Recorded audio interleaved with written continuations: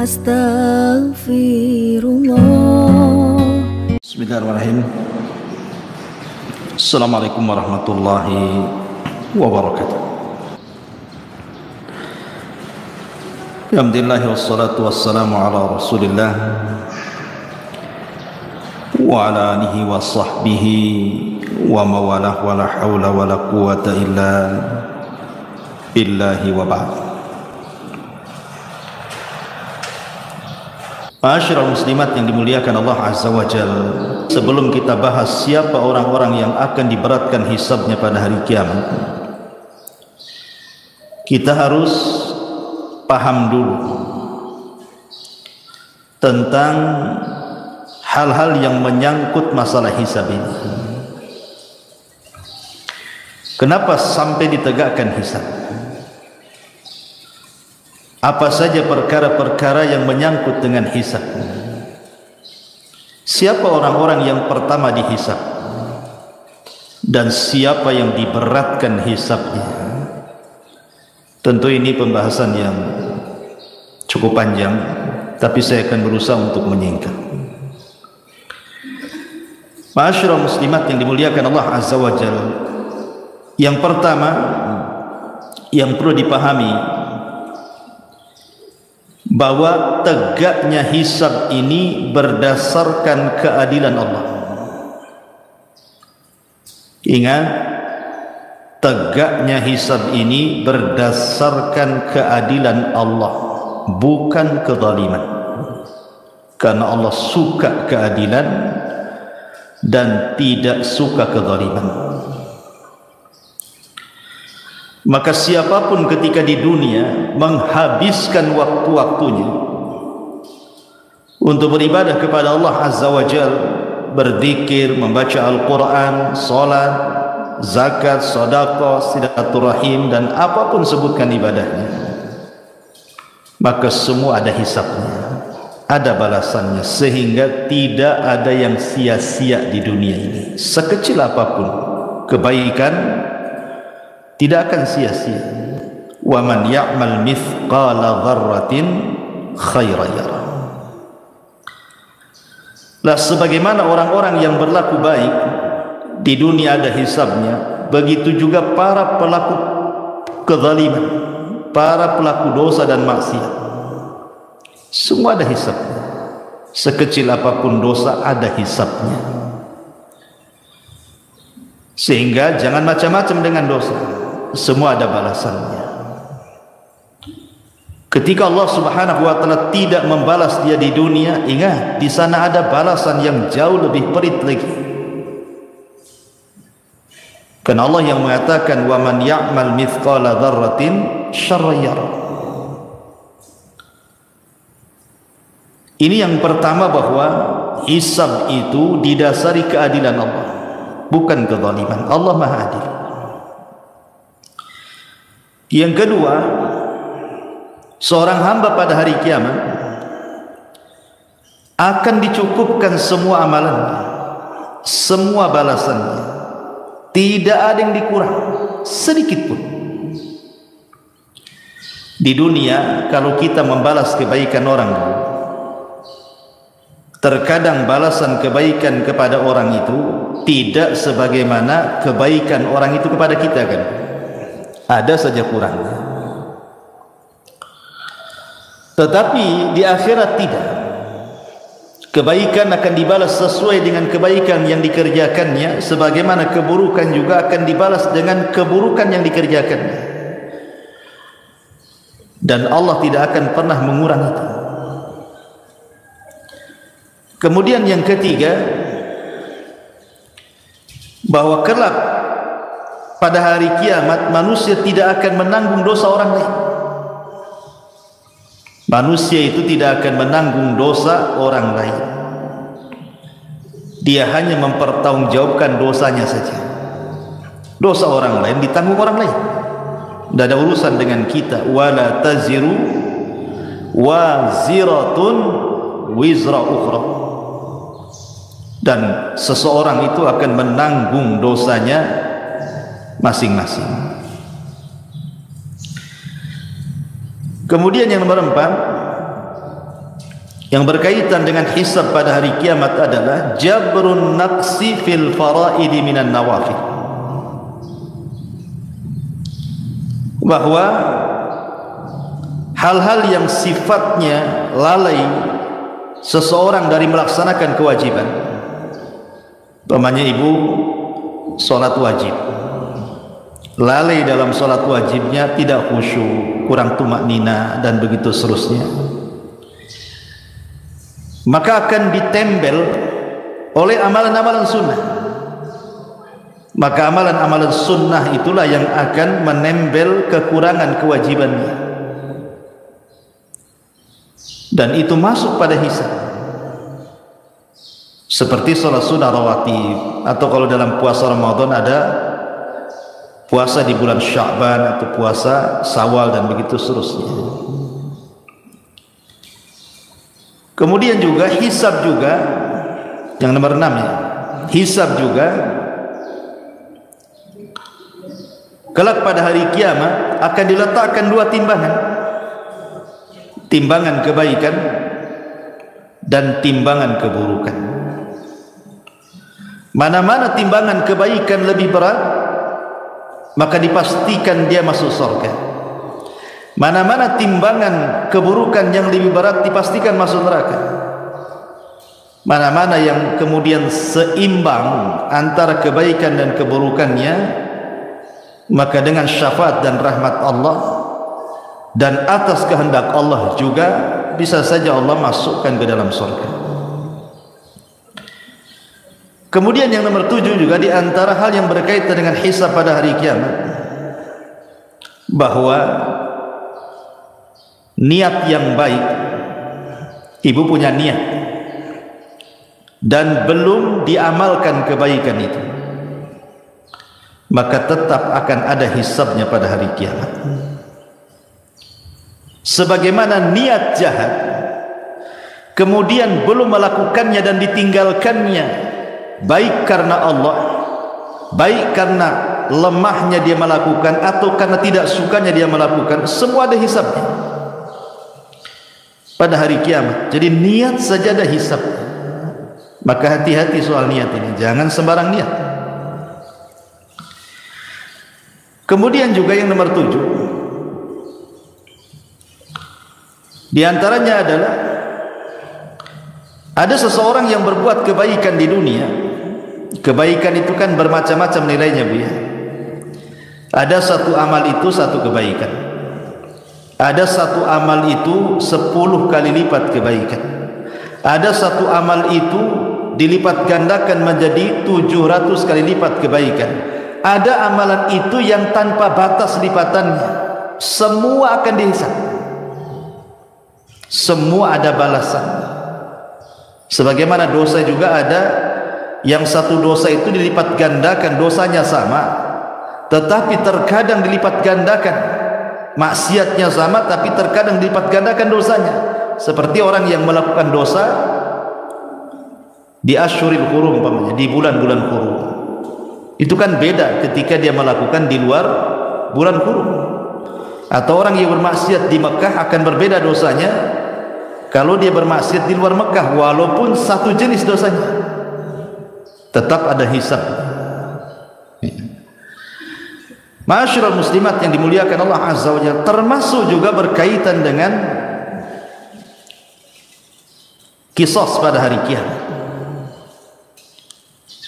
bahwa setiap kezaliman itu yang berkaitan dengan orang lain atau berkaitan kezaliman kepada binatang atau kezaliman kepada sesama manusia, semua ada hisabnya, ada qisasnya kelak pada hari kiamat. Sehingga jangan sembarang orang melakukan kezaliman. Termasuk juga bahwa amalan orang-orang kafir, mereka tidak ada timbangan, karena apa yang mau ditimbang amalannya hancur. Makanya ulama mengatakan orang yang tidak akan ditanya, tidak akan dihisab pada hari kiamat itu 2 manusia. Dia tidak akan ditanya dan tidak akan dihisab. Pertama para nabi, para nabi tidak akan dihisab. Mereka direct masuk surga. Yang kedua, orang-orang musyrik, orang-orang kafir, apa yang mau dihisab? Tidak ada amalan sedikit, direct masuk neraka. Ya. Ma'asyiral muslimat yang dimuliakan Allah Azza wa Jalla. Kemudian juga diantaranya termasuk juga yang berkaitan dengan hisab adalah as-sitru lil mustatir. Orang-orang yang akan ditutupi aibnya saat dihisab pada hari kiamat. Seperti orang yang suka menutup aibnya orang lain, maka Allah akan tutup aib dia pada hari hisab kelak, pada hari kiamat. Dan begitu seterusnya. Dan banyak juga amalan-amalan yang lain yang berkaitan dengan hisab. Taib. Lalu siapa orang-orang yang pertama kali dihisab? Ada beberapa riwayat yang disebutkan oleh para ulama. Secara umum orang yang pertama kali dihisab adalah kaum muslimin, orang-orang Islam, umat Nabi SAW. Itulah umat yang pertama kali dihisab sebelum umat-umat yang lainnya. Dan ini keistimewaan umat Islam, umat Nabi SAW.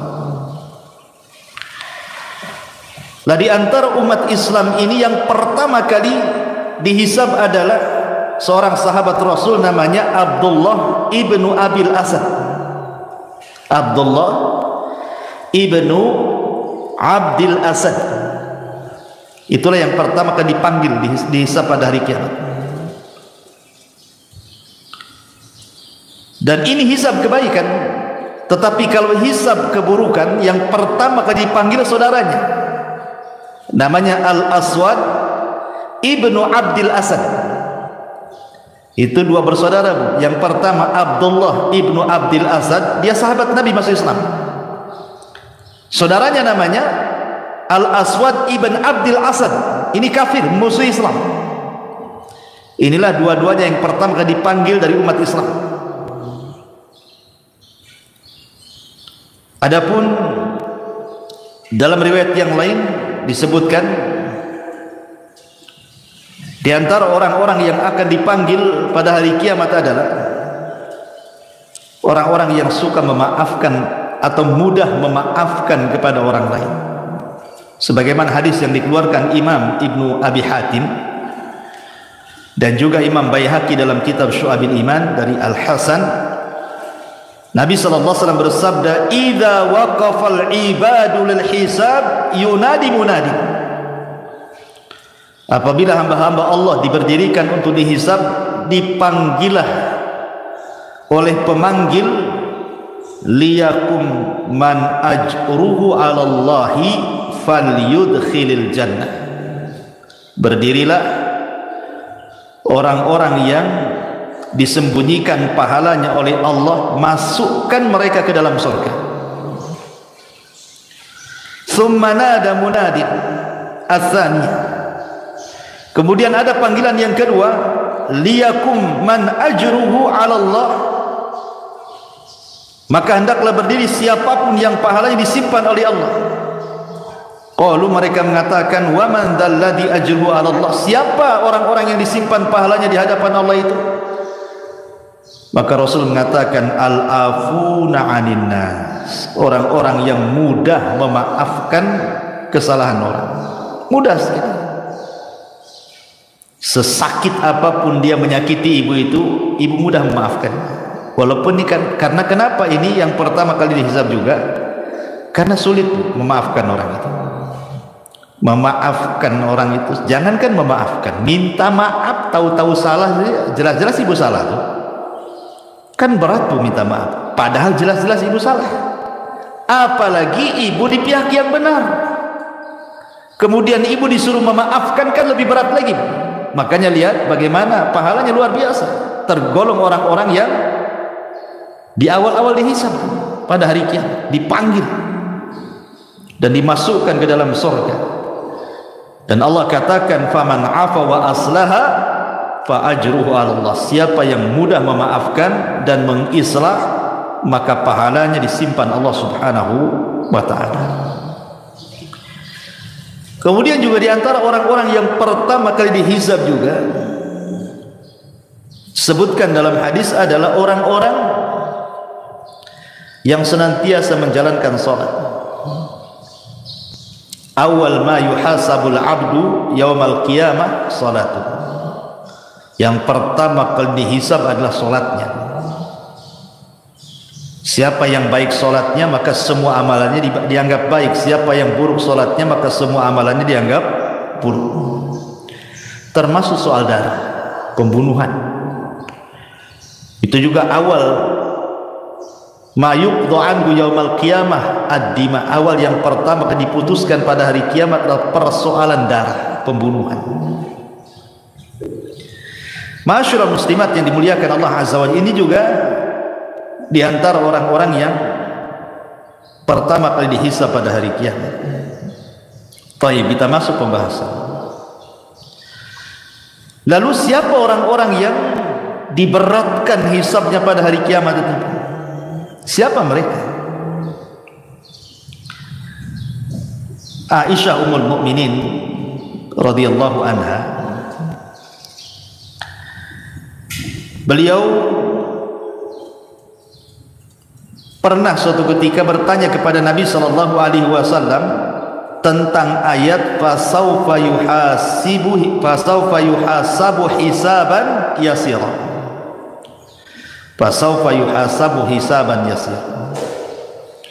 Maka kelak ada orang-orang yang akan dihisab dengan hisab yang mudah. Maknanya di sana ada hisab yang sulit. Maka Nabi sallallahu alaihi wasallam ketika itu mengatakan man usiba udzib, man usiba udzib. Siapa yang dihisab secara detail oleh Allah Azza wa Jalla pasti binasa.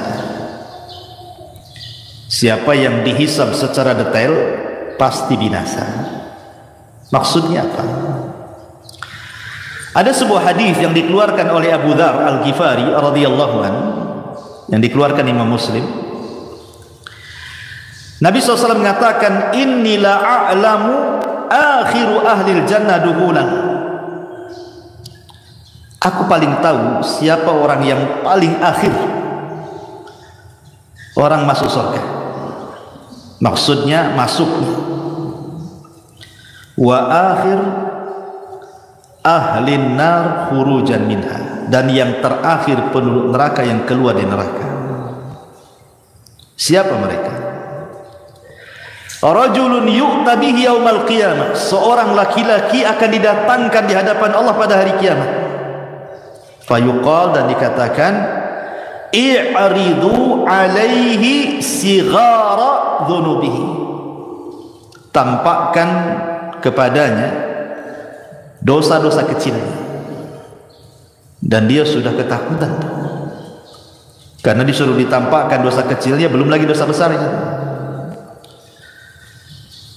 Maka tiba-tiba kemudian setelah ditampakkan dosa-dosa kecilnya, kemudian Allah ampuni. Kemudian dia pun meminta untuk ditampakkan dosa-dosa besarnya, karena melihat dosa kecilnya diampuni, apalagi dosa besar, menurutnya dia begitu. Tapi dalam hadis warfa'u anhu kibaraha, dan angkat dosa-dosa besarnya. Fatu'radu alaihi sigharu dhunubihi, maka ditampakkan padanya dosa-dosa kecilnya. Fayuqal, maka dikatakan amilta yauma kada wa kada wa kada wa kada, apakah engkau melakukan ini wa amilta yauma kada wa kada kada wa kada, dan engkau juga mengamalkan pada waktu hari ini itu dan lain sebagainya. Maka orang ini mengatakan na'am ya, na'am ya, la yastati'u an yunkira wa huwa mushfiqun min kibari dhunubihi an tu'rada alaihi. Dan dia tidak bisa ingkar, tidak bisa mungkir dari dosa kecilnya, dia mulai ketakutan dengan dosa besarnya. Fayuqal, maka dikatakan padanya innalaka makana kulli sayyi'atin hasanah. Bagimu telah dihilangkan perbuatan burukmu dan diganti dengan kebaikan. Maka orang ini mengatakan, Rabb, qad amiltu asya'a la araha hahuna. Ya Rabb, aku sudah mengamalkan sesuatu yang aku tidak bisa melihatnya di sini. Falaqad ra'aitun nabiyya sallallahu alaihi wasallam dhahika hatta badat nawajib. Kata Abu Dzar, aku melihat Rasul tertawa sampai gerhamnya nampak. Maksudnya apa hadis ini? Hadis ini menjelaskan tentang hisab yang mudah. Hisab yang mudah itu adalah hisab yang tidak ada rincian secara detail. Jadi kalau ibu dipanggil, ibu tidak ditanya soal rincian-rincian dosa, tetapi ibu hanya ditanya dosa-dosa kecil saja. Kemudian setelah ditanya, ibu mengakui dosanya. Maka Allah mengatakan, dosa yang kecil yang ibu lakukan, aku ganti dengan kebaikan. Dia sudah mulai ketakutan tuh, tetapi setelah dia mendengar bahwa dosa kecilnya diganti kebaikan, kemudian dia berpikir bagaimana dosa besar. Maka Allah subhanahu wa ta'ala tidak mempermasalahkan dosa besarnya. Inilah yang disebut dengan hisaban yasira, namanya ibu ya, hisabnya mudah. Hanya ditampakkan amalannya saja, suruh mengakui tanpa ada perdebatan, dan tidak dirinci. Hanya sebagian kecil dosa saja ditanyakan, dan dosa-dosa yang lain dianggap ditutup. Ini kan luar biasa. Inilah disebut hisaban yasira, namanya hisabnya mudah. Tapi kalau hisabnya berat, hisabnya sulit, inilah hisab yang seseorang akan selama kehidupannya itu akan diaudit seluruh amalannya. Akan diaudit seluruh amalannya itu, yang kecil sampai yang kecil sekali, yang nampak, yang tidak tampak, yang badan, yang hati, semua akan dirinci, tidak ada yang terlewat sedikit. Ini namanya hisab yang berat, namanya. Betul-betul ditanyakan semuanya. Tidak ada yang kecil, tidak ada yang besar, semua akan ditanyakan. Dan ini adalah hisab yang sangat berat.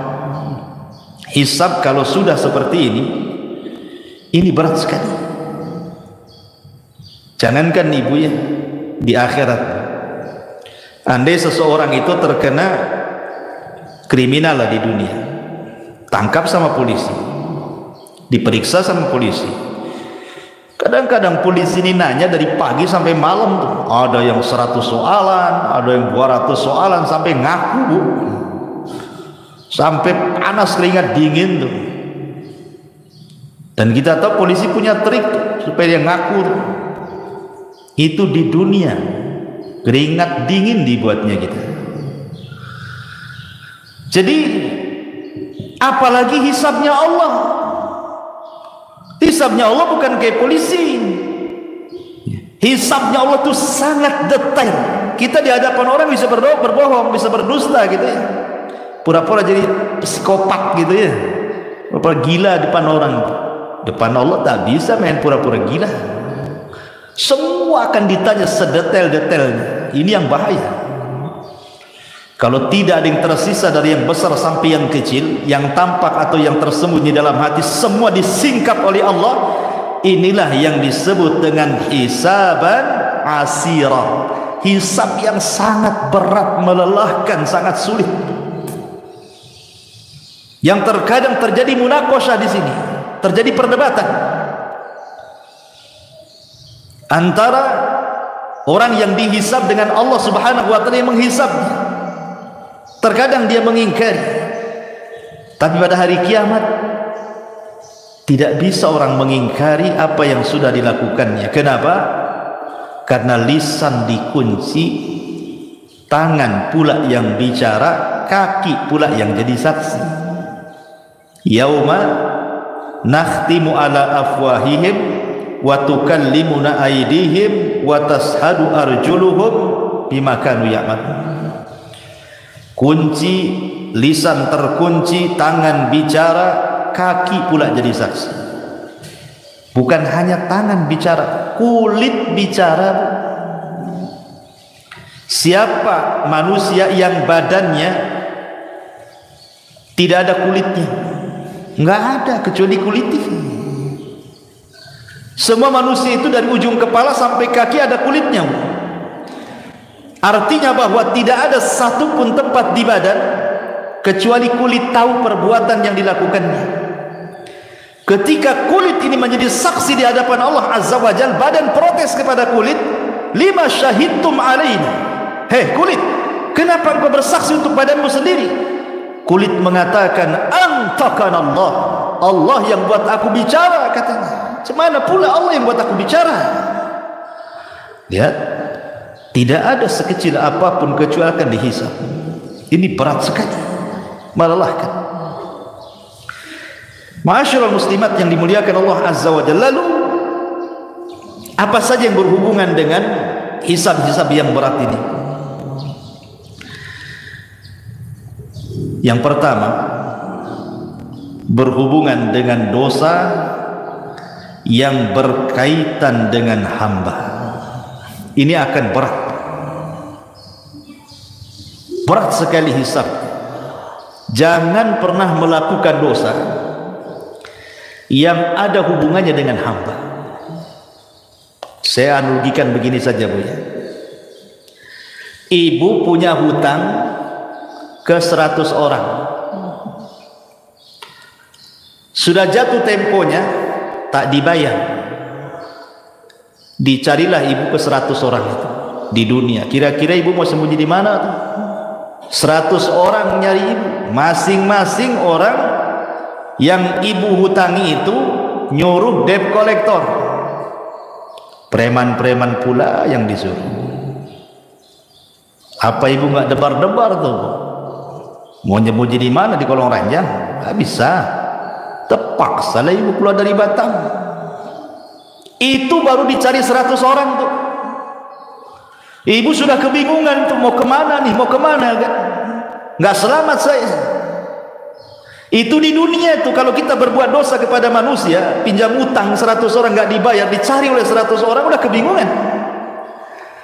Jangan sampai di akhirat, Bu, ibu dicari oleh manusia banyak. Si Anu pernah digibahi nyari ibu, si Anu pernah dilecehkan kehormatannya oleh ibu, nyari juga ibu. Si Anu pernah diledeki, si Anu pernah dipukul, si Anu pernah diejek, si Anu, Masya Allah. Coba bayangkan, kalau ibu menggibah satu orang, mungkin dia aja yang nyari ibu. Tapi kalau ibu buat gibah nasional, satu Indonesia nyari ibu nanti. Ada, jangan gibah-gibah jamaah, nanti satu jamaah yang nyari. Itu baru dosa gibah, dicari orang yang digibahinya kan, Bu. Belum dosa-dosa yang terkait dengan manusia itu di luar daripada gibah. Ngambil tanah orang, itu pun akan dicari sama yang punya tanah itu pada hari kiamat.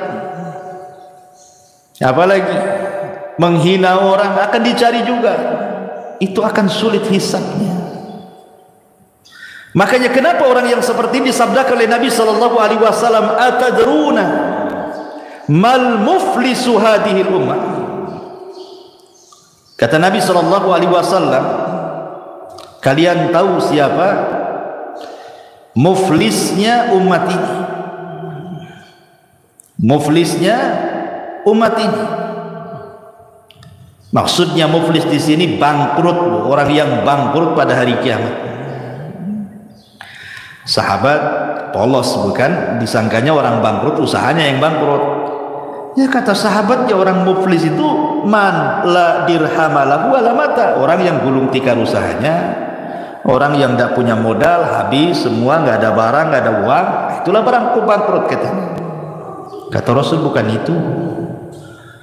Tapi orang yang bangkrut ini, kata Rasul, innal muflisa min ummati yaumal qiyamati man ya'ti yaumal qiyamati bi salatin wa siyamin wa zakatin wa ya'ti qad syatama hadha wa qadhafa hadha wa akala mala hadha wa safaka dama hadha wa dharaba hadha.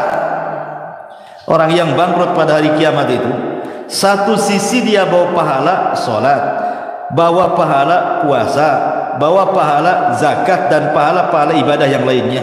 Sisi lain dia zalim pula sama orang, pernah mencaci si fulan, pernah menuduh si fulan, pernah makan harta si fulan, pernah membunuh darah si fulan, pernah memukul si fulan. Lihat, di sini ada 3 soalan berkaitan dengan zalim kepada orang. Dosa lisan, dosa perbuatan, dan dosa hati. Ya.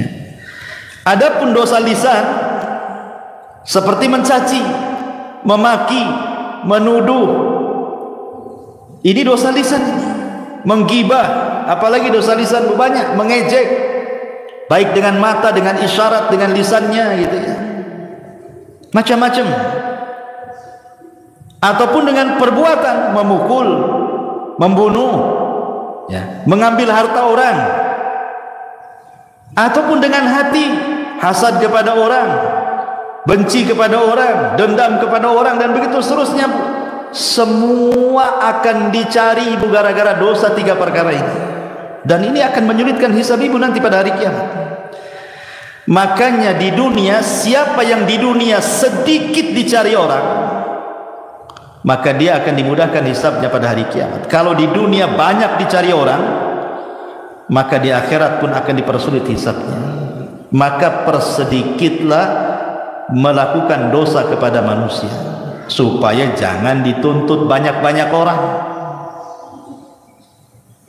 Sehingga dari sini apa? Jaga lisan dan jaga perbuatan.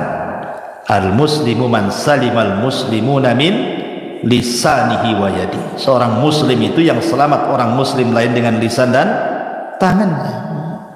Sedikitkan, ya, gibah kurangi, kalau bisa janganlah, bukan dikurangi, jangan. Kalau dikurangi masih gibah namanya. Hal-hal yang seperti itu. Kemudian hal-hal yang menjurus kepada dosa orang, kurangi komentari orang, jangan kepo. Apa bu kepo? Kepolisi, tanya-tanya, ya. Kepo itu bahasa Cina atau bahasa apa? Ya kepo lah kan, orang jalan mungkin tak lurus jalannya, pincang, kok gitu jalannya, katanya. Ngapain ibu tanya, urusan dia lah jalannya kayak gitu. Yang nampak orang jalan gemuk itu kan, tak pandai dayat orang itu, katanya. Lah, tak pandai pula dayat sama orang. Pakaian tak cocok dengan kulit, cemana kulit hitam pakaian merah pura, jadi merah hitam lah, orang merah putih harusnya, katanya. Subhanallah, kok kepo gini orang nih kan. Itu kurangi dosa-dosa kayak gini nih. Memang dia nggak dengar ucapan ibu, tapi nanti pada hari kiamat nyari ibu loh. Dulu kok yang ngomong aku hitam merah, kan gitu ya. Dulu kok yang bilang aku pincang lari-lari gitu. Semua akan ditanya, kurangilah kepo-kepo tuh. Itu urusan dengan orang, itu kan dicari orang nanti. Siapapun, semakin banyak yang nyari orang karena perbuatan orang ini kepada orang lain, oh itu makin sulit tuh hisabnya. Maka berhenti, stop, jangan melakukan dosa pada manusia, ya. Ini yang pertama. Yang kedua persoalan keikhlasan. Persoalan keikhlasan. Usahakan dalam beramal itu jangan sampai diberikan kepada selain Allah Azza wa Jalla. Karena ada orang-orang yang nampaknya berbuat baik, harusnya dia dapat hisab yang mudah, atau boleh jadi tidak dihisab. Rupanya dia pula hisabnya sulit. Ketika dia beramal kebaikan diniatkan bukan karena Allah. Dalam sebuah hadis Nabi SAW mengatakan, awal ma yuqda anhu awal man tusyu'ira bihi yaumal qiyamah. Orang yang pertama kali disentuh pada hari kiamat adalah 3 manusia. Siapa 3 manusia ini? Pertama orang pakar Quran, yang kedua pakar sedekah, yang ketiga pakar jihad. Dohirnya kan bagus bu ya. pakar Quran bagus, sedekah bagus, jihad bagus, bagus tiga-tiganya. Masalahnya tiga-tiganya beramal untuk selain Allah. Nanti akan dipanggil tuh pada hari kiamat. Tampakkan amalannya. Betul kau itu yang baca Quran tuh, khusyuk-khusyuk tuh. Betul ya Rabb, itu saya. Apa maksudmu tuh? Aku baca Quran karenamu ya Rabb. Kata Allah, kadzabta, dusta kau. Kau ini baca Quran biar orang mengatakan kau seorang qori saja, ya kan? Kau ahli sedekah juga mengatakan ditampakkan amalnya. Terus siapa tuh yang bersedekah atau bolak-balik ke dual ilmi itu masih uang sedekah tuh? Itu aku itu. Apa yang maksudkan kau di situ? Oh iya, aku bersedekah karenamu ya Rabb. Allah mengatakan kadzabta, dusta kamu. Kau bersedekah biar disebut dermawan aja. Seorang mujahid ditampakkan amalannya. Itu siapa itu yang perang pemberani itu? Hebat kali dia perangnya, banyak dibunuhnya musuhnya. Itu aku ya Rabb, katanya. Untuk apa kau di situ? Qataltu fika ya Rabb. Aku berperang karenamu. Allah katakan kadzabta, dusta. Kau ini berperang supaya orang mengatakan kau pahlawan aja tuh. Jadi lihat amal-amal seperti ini bahaya. Ini memberatkan hisab. Ya. Kemudian juga hal-hal yang memberatkan juga selain daripada perkara-perkara ketidakikhlasan. Amalan ini bukan karena Allah Subhanahu wa taala gitu ya. Termasuk juga Bu, ada amalan-amalan itu yang kalau bisa dihindari. Karena ini berat azabnya pada hari kiamat. Contohnya apa? Contohnya umpamanya Rasul mengatakan salasatun la yanzurullahu azza wa jal yaumal qiyamah. Allah tidak akan melihat kepada tiga orang ini pada hari kiamat. Siapa mereka? Al-aqu liwalidayhi. Ini juga yang berat hisabnya. Orang yang durhaka kepada orang tua. Orang yang durhaka dengan orang tua. Sama dosanya, hisabnya juga berat.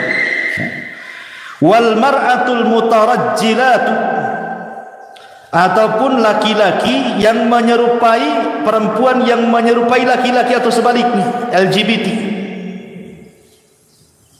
Kan sekarang banyak perempuan yang menyerupai laki-laki, ngomong digede-gedein, pakaian dibuat kayak laki-laki, pakai jas, pakai jin dibawa-bawa di kakinya coba. Jadi ada pakaian diketat-ketatin, ngapain coba? Itu bukan kodratnya perempuan. Ini besar nih ikobnya pada hari kiamat. Ataupun dayuth, kepala rumah tangga yang tidak punya kecemburuan sama sekali. Nggak punya kecemburuan, nggak apa-apa mau istrinya maksiat, mau anaknya maksiat, nggak peduli dia. Dayus, hati-hati. Ini juga besar dosanya. Ya, dan berat hisabnya juga ya. Ataupun sebagaimana Nabi SAW mengatakan al-mannan, dalam riwayat yang lain mannah, suka menyebut-nyebut pemberian ya. Atau dalam riwayat yang lain tiga orang yang tidak akan diajak bicara Allah pada hari kiamat dan bahkan tidak akan dibersihkan. Syekhun zanin, orang tua yang berzina, malikun kadzab, penguasa para pendusta, dan orang miskin sombong. Saya ini heran kalau ada orang miskin sombong tuh, udah miskin sombong lagi kan gitu. Kalau orang kaya sombong wajar lah kan dia. Ada yang disombongkan kaya. Orang miskin sombong, apalah yang disombongkan itu? Tak tahu diri itu namanya. Ini besar dosanya. Ya. Dan banyak lagi ya orang-orang yang sombong nanti pada hari kiamat juga akan dikumpulkan dan dijadikan seperti semut. Inilah diantara keterangan para ulama bahwa nanti pada hari kiamat itu semua akan dihisab di hadapan Allah, termasuk juga Allah mengatakan latus alunna yauma idzin anin naim, karena akan ditanya pada hari kiamat soal nikmat. Semua nikmat itu akan ditanya, yang kecil, yang besar, semua akan ditanya di hadapan Allah Subhanahu wa ta'ala. Wallahu a'lam. Ini yang bisa sampaikan. Subhanakallahumma bihamdika asyhadu an la ilaha illa anta astaghfiruka wa atubu ilaik. Allahu ta'ala alam. Assalamualaikum warahmatullahi wabarakatuh.